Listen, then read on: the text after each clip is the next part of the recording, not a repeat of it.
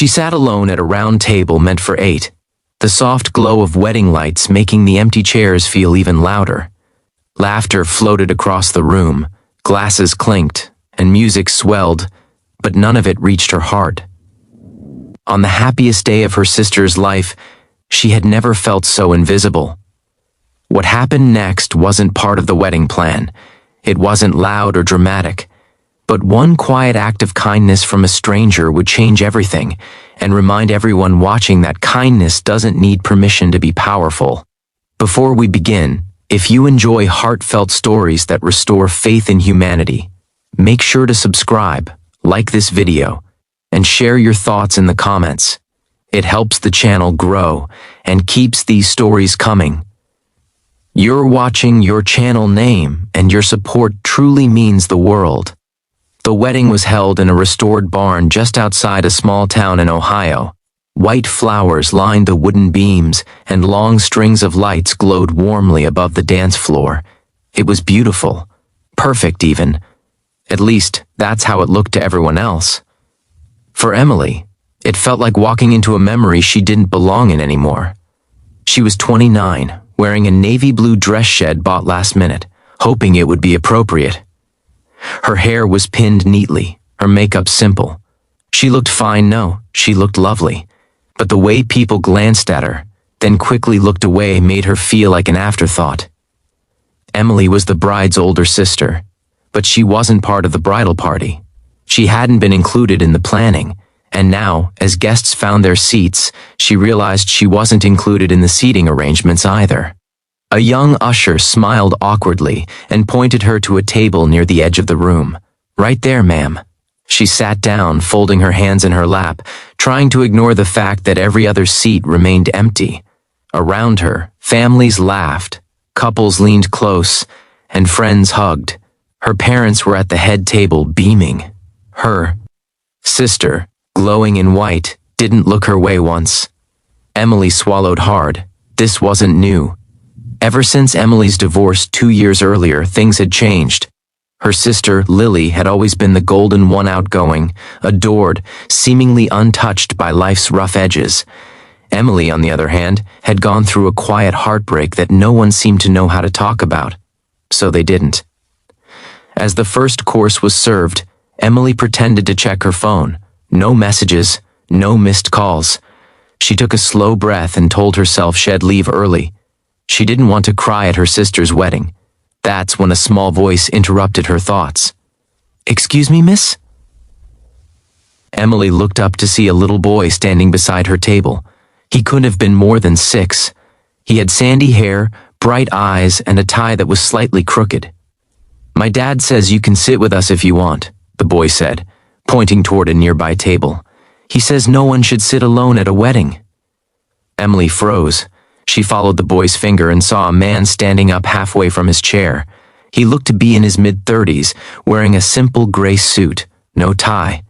He gave her a small, hopeful smile, one that didn't push, didn't pity.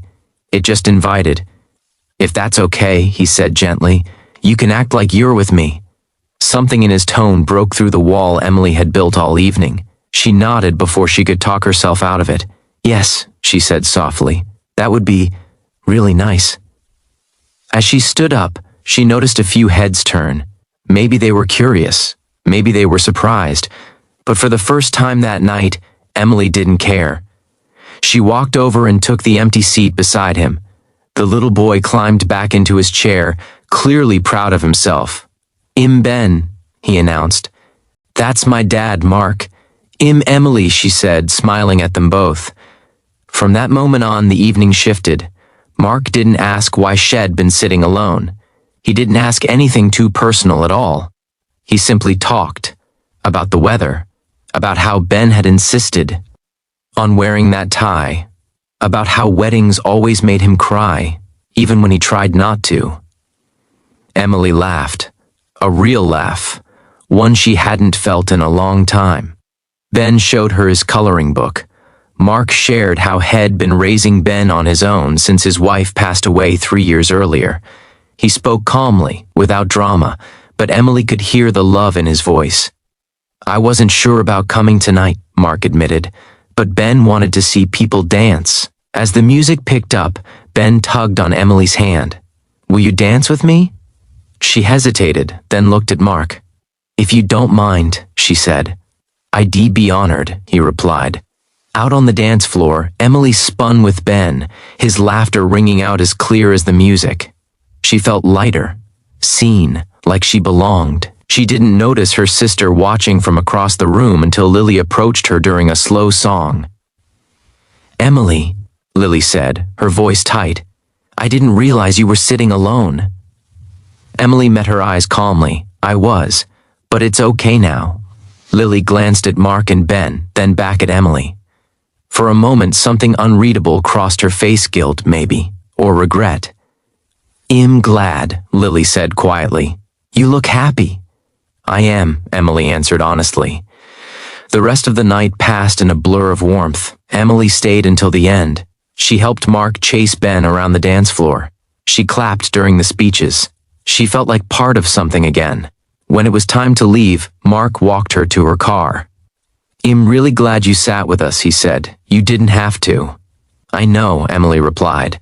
"But I'm really glad you asked." They exchanged numbers, not with expectations, just with gratitude. In the weeks that followed, they texted occasionally. Coffee turned into walks at the park. Walks turned into dinners. Ben insisted Emily sit next to him every time. Emily didn't just gain a friend that night. She gained a reminder that kindness can arrive quietly, through a simple sentence spoken at the right time. No one should sit alone at a wedding. Months later, Emily would look back on that night, not as the moment she was excluded, but as the moment someone chose her. And that choice made all the difference. Because kindness doesn't fix everything at once. It doesn't erase pain or rewrite the past, but it opens a door. It pulls up a chair. It says, "You matter." And sometimes, that's all a heart needs to start healing. So if you ever see someone sitting alone at a wedding, a party, or in life, remember this story. Sit with them. Invite them in. Act like they're with you. You never know how much your kindness might